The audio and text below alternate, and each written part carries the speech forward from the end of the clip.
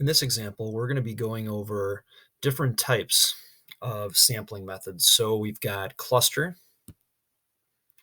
and we've got stratified, random, or systematic.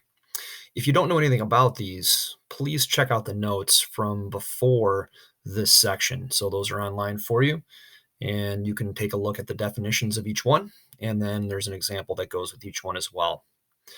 So in the box, we're going to go ahead and read each one of these and see if we can figure out which type of sampling method it is. The first one says selecting individuals to collect data by rolling a die. So this one's going to be just random or simple random sampling. There's no clustering of anything. We're not stratifying or breaking into other different groups.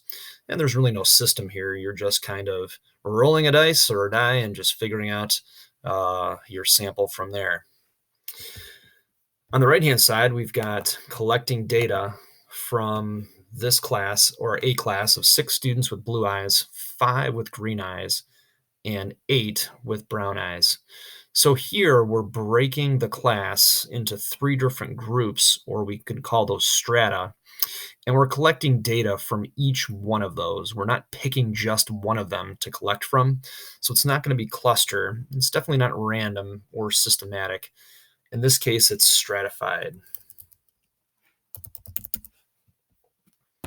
As we move down on the left-hand side, we've got randomly selecting a third-hour math class and collecting data from the entire class.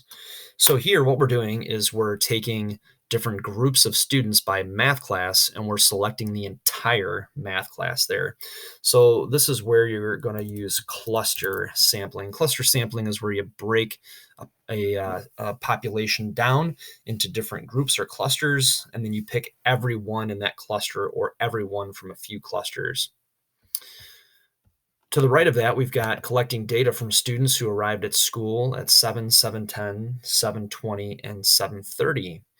So here there's a system. It's not completely just random. You're not just choosing things at random here. What you have is a system of collecting data, and you're not breaking anything really into groups. I mean, I guess 7, 7:10, and 7:20, 7:30 might be considered different groups, but those are just times, right? You're just selecting data from students who are coming at those times.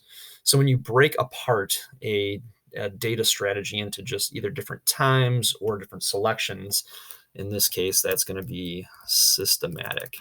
There's a system to you selecting these different people.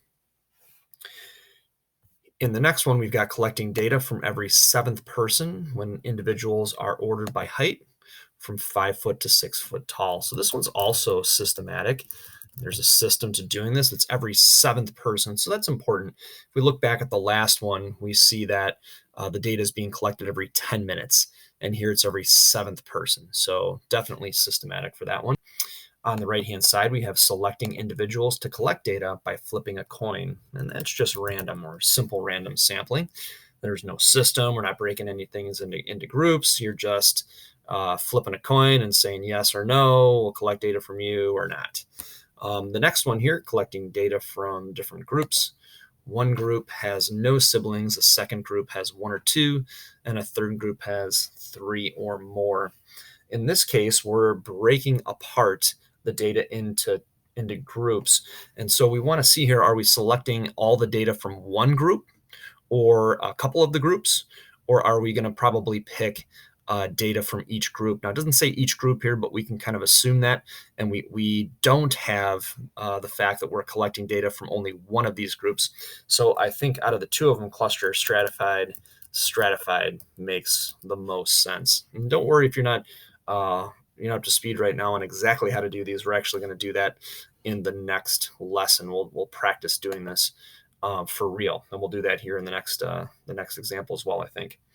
All right, collecting data from all the students sitting at 6 of the 15 different tables in the cafeteria. So here we're breaking the data into 15 different groups. Those are the tables. And we're selecting the data, or we're collecting data from every single one of them sitting at 6 of those. So this one's either going to be cluster or stratified. And if we're picking every single student in those tables or in each one of those groups, this one is definitely going to be cluster.